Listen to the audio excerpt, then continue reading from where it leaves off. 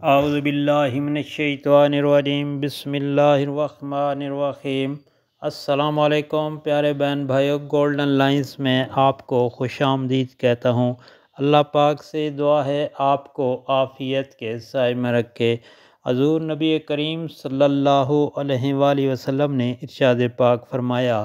پیارے دوستو، پیر کی نمازیں۔ نبی کریم صلی اللہ علیہ وآلہ وسلم نے ارشاد پاک فرمایا کہ پیر کی رات یعنی سوموار کی رات، منڈے کی نائٹ کو جو کوئی 2 رکعت نماز نفل پڑھے کہ ہر رکعت میں سورہ فاتحہ کے بعد سورۃ الاخلاص 15 مرتبہ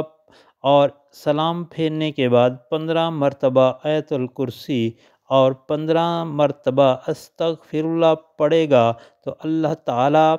اس کو ثابت دوزخ سے اور اس کے تمام ظاہر گناہ بخش دیے جائیں گے۔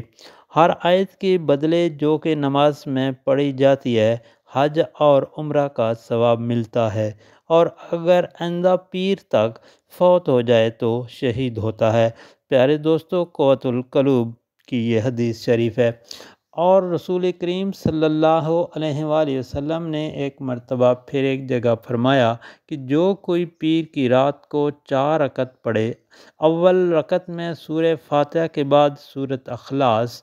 10 بار، دوسری رکعت میں 20 دفعہ، تیسری رکعت میں 30 دفعہ اور چوتھی رکعت میں 40 مرتبہ، اور سلام پھیرنے کے بعد سورہ اخلاص 75 دفعہ یعنی 75 ٹائمز، اپنے والدین کے لیے استغفار 75 بار، درود شریف 75 بار، پھر اللہ جل شانہ سے اپنی مراد مانگے تو اللہ تعالیٰ اس کی ضرور مراد بر لائیں گے، اس کی ضرور مرادیں پوری ہوں گی۔ نبی کریم صلی اللہ علیہ وآلہ وسلم نے پیر کے دن کی نماز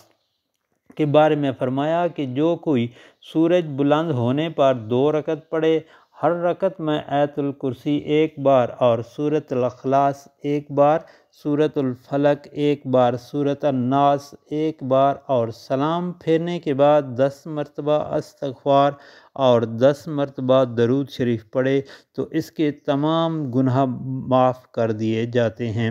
جو کوئی پیر کے دن کسی وقت 12 رکعتیں پڑھے، ہر رکعت میں آیت الکرسی 1 بار، سلام پھیرنے کے بعد 12 مرتبہ سورہ اخلاص اور 12 مرتبہ استغفر اللہ پڑھے تو اللہ جل شانہ اس کو 1000 لباس جنت عطا فرمائیں گے، اس کو تاج پہنایا جائے گا اور 1,00,000 فرشتے جنت میں اس کا استقبال کریں گے۔ ہر فرشتے کے پاس ایک تحفہ ہوگا، یہاں تک کہ وہ چمکتے ہوئے نور کے 1000 محلوں کا دورہ کرے گا۔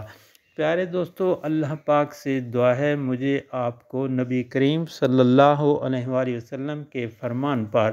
عمل کرنے کی توفیق عطا فرمائے، آمین یا رب العالمین۔ اور آپ سے گزارش ہے کہ نبی کریم صلی اللہ علیہ وآلہ وسلم کے فرمان کو